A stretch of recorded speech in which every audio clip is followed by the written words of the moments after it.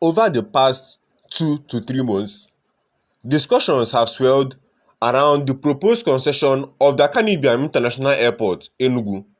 These conversations reflect the emotional, cultural, and economic importance of the airport to the people of the southeastern part of Nigeria. For many, the Enugu Airport is beyond just a transit point, but an emotional symbol of regional identity, global access, and long overdue inclusion in Nigeria's international aviation landscape. Putting it in another way, given the peculiar history, especially the post-war history of Ndukwu, the airport can be likened to the status that Rangers International Football Club of Enugu holds in the hearts of the people of South Easterners. In this video, we explore about the Caribbean International Airport so you can see its beauty and how it's rivaling other popular airports in Nigeria. If it's your first time on our channel, consider clicking the red subscribe button and turning on the notification icon so you do not miss future videos from this channel.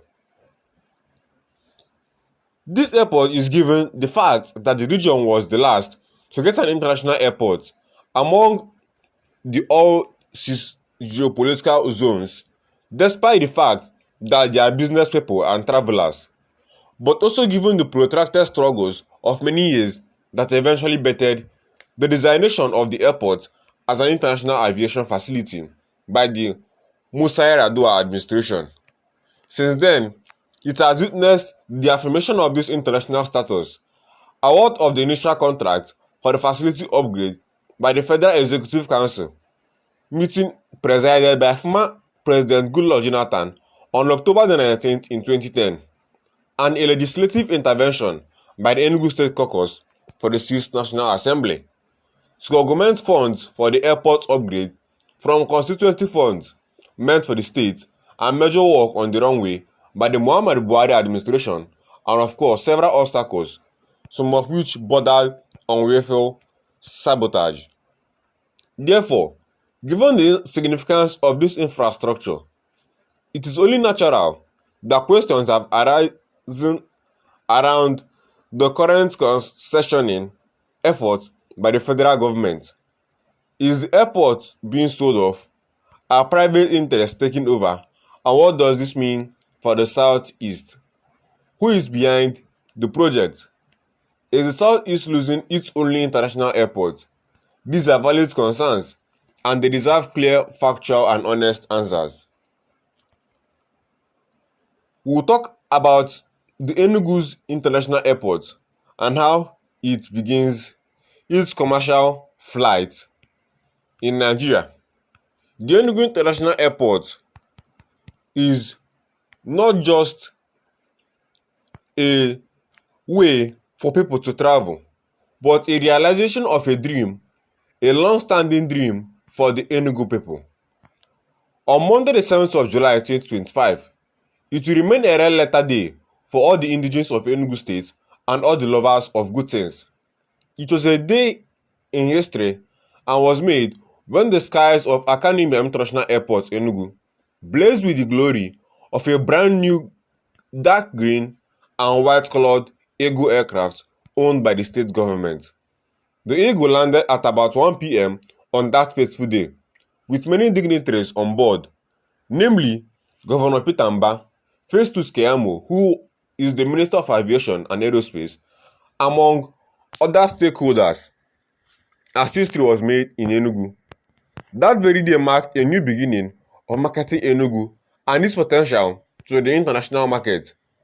The initiator of the project, Governor Peter Mbah, announced that very soon the airline will be flying outside Nigeria to the United Kingdom and other foreign countries directly from Enugu. This is the first time Enugu State government would be floating a commercial airline aimed at changing the state that was known for coal mining to a tourism hub in Nigeria.